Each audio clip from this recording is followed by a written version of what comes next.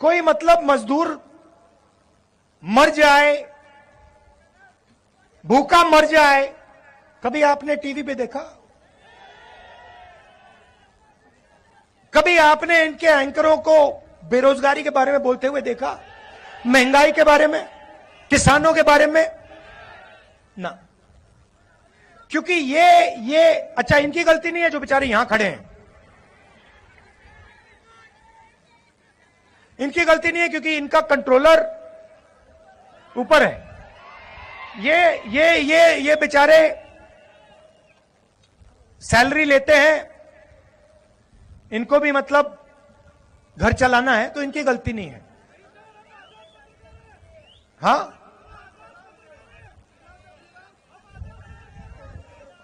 एक दो आजाद हो सकते हैं मगर बाकी गुलाम हैं।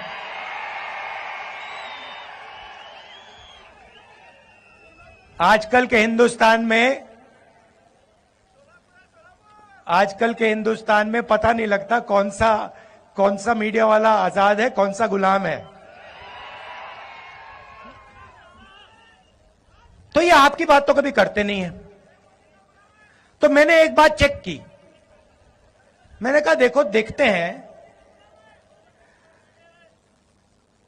तो ये जो मीडिया कंपनीज है ना, इनके मालिकों की मैंने लिस्ट निकाली। मैंने कहा मैं देखता हूं ये हैं कौन लोग। उनकी लिस्ट निकाली और इनके जो एंकर्स हैं, बड़े बड़े एंकर्स हैं, नाम आप जानते हो, उनकी लिस्ट निकाली और आप हैरान हो जाओगे। लिस्ट में एक दलित नहीं था, एक आदिवासी नहीं था,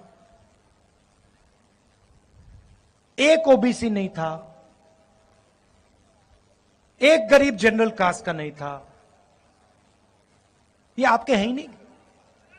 90% हिंदुस्तान का तो एक भी आदमी नहीं है इनमें।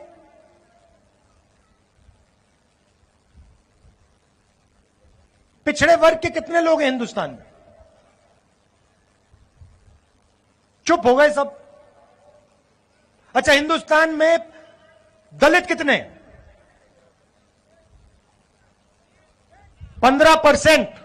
आदिवासी कितने? 8%। पिछड़े वर्ग के लोग कितने? कोई नहीं जानता, मगर कम से कम 50%। कम से कम 50, 15 और 8 कितने हुए?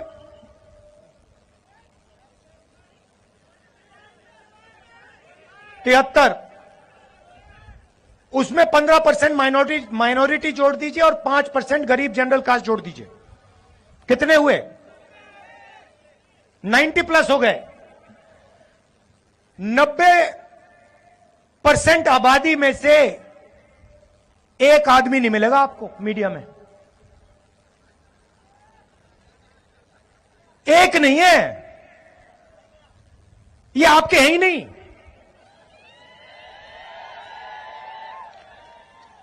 ये अदानी के हैं, ये मोदी के हैं, ये अंबानी के हैं। ये आपकी बात थोड़ी करेंगे। अच्छा ठीक है, मीडिया छोड़ो। हिंदुस्तान की सबसे बड़ी 200 कंपनी की लिस्ट निकाली मैंने, उसमें बता दो, उस लिस्ट में, उनके मालिकों की लिस्ट में मुझे बता दो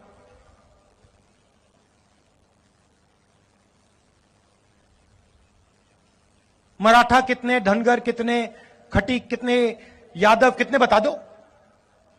जीरो। 50% में से कोई नहीं, 15% में से कोई नहीं, 8% में से कोई नहीं, 90% में से कोई नहीं, सारे के सारे सीनियर मैनेजमेंट में कोई नहीं। अच्छा, पता नहीं, शायद हिंदुस्तान के 90% लोग क्या, नहीं हमें मीडिया नहीं चाहिए, हमें हिंदुस्तान का कॉर्पोरेट इंडिया में भी भागीदारी नहीं चाहिए। तो ठीक है, फिर सरकार को देखते हैं। हिंदुस्तान की सरकार को 90 लोग चलाते हैं, आईएएस अफसर हैं, बजट को वो बांटते हैं। हर रुपया बजट का कहां जाता है वो निर्णय लेते हैं, 90 लोग लेते हैं। महाराष्ट्र में कितना पैसा जाएगा, सड़कों में कितना जाएगा, सेना को कितना मिलेगा, अग्निवीर होगा या नहीं होगा, ये सारे के सारे निर्णय ये 90 लोग लेते हैं। मुझे बताओ, 90 में से पिछड़े वर्ग के कितने? 3। दलित कितने? 1। आदिवासी कितने? 1।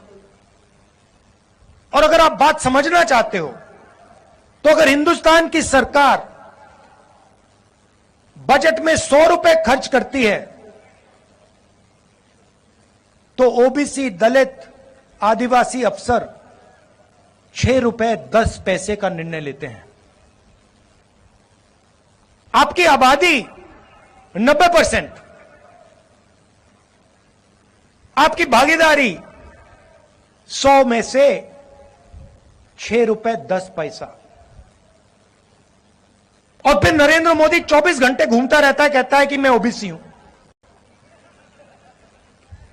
और मैंने जाति जनगणना की जैसे बात छेड़ी, ये इसको बैठाया गया है। जैसे ही मैंने कहा कि देश में जाति जनगणना होना चाहिए, देश का एक्सरे होना चाहिए, दूध का दूध, पानी का पानी होना चाहिए, नरेंद्र मोदी कहते हैं हिंदुस्तान में तो कोई जात है ही नहीं, 2 ही जात हैं, एक अमीर है और एक गरीब है। अच्छा, अगर 2 ही जात हैं तो भैया आप कहां के ओबीसी बन गए? तो जैसे ही हमारी सरकार बनेगी,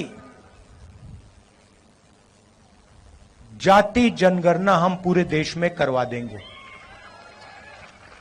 और इकोनॉमिक सर्वे और संस्थाओं का सर्वे, मतलब किसके पास कितना धन है, पिछड़ों के पास कितना धन है, पिछड़ों की क्या भागीदारी है, हर वर्ग की आबादी कितनी है, भागीदारी कितनी है, मीडिया में कितने हैं, कॉर्पोरेट इंडिया में कितने हैं, प्राइवेट अस्पताल के मालिकों में कितने हैं,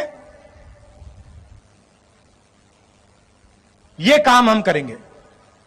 अब जैसे ही मैंने ये देश के एक्सरे की बात की, वो नरेंद्र मोदी कांपने लग गया। जैसे ही मेरे, उसकी आदत है, जैसे उसको डर लगता है ना, वो झूठ बोलना शुरू कर देता है। जैसे ही उसको डर लगता है, वो कभी पाकिस्तान की बात करेगा, कभी चाइना की बात करेगा। तो एक के बाद एक, एक के बाद एक, एक के बाद एक झूठ बोल रहा है, मगर इस बार नहीं निकल पाएगा।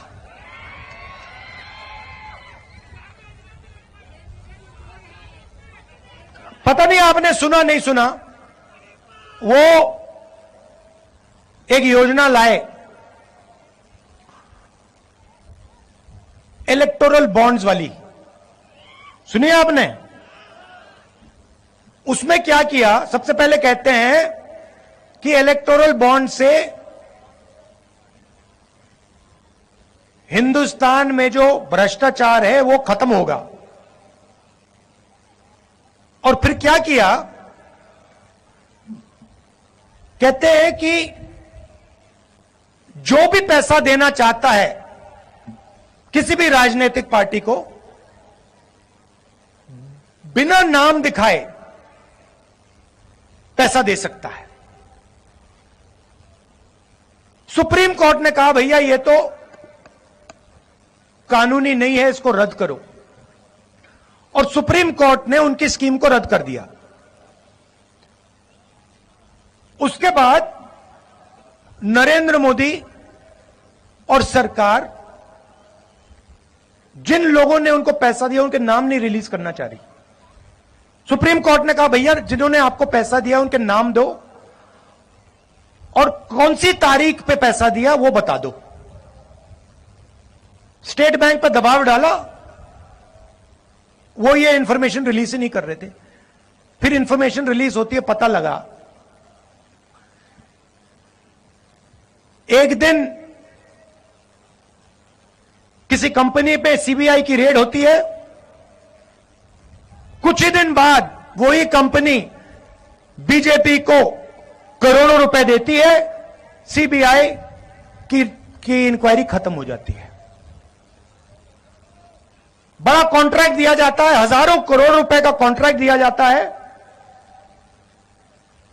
और कॉन्ट्रैक्ट मिलने के 10-15 दिन बाद वो कंपनी बीजेपी को हजारों करोड़ रुपए पकड़ा देती है। सड़क पे जो एक्सटॉर्शन कहा जाता है ना, जो सड़क पे एक्सटॉर्शन, गुंडे एक्सटॉर्शन करते हैं ना, हाँ, ये उन्होंने इंटरनेशनल लेवल पे शुरू कर दिया है और जनता से कह रहे हैं कि मैं राजनीतिक फंडिंग के सिस्टम को साफ कर रहा हूं। आप कैसे साफ कर रहे हो? अगर आप साफ कर रहे होते तो आप कहते भैया जो भी पैसा दे रहा है नाम सामने रखो, कौन से दिन दिया, किसने दिया, हिंदुस्तान की पब्लिक को बताओ। मगर नहीं, मगर देश समझ गया है। और जैसे मैंने आपको शुरुआत में कहा,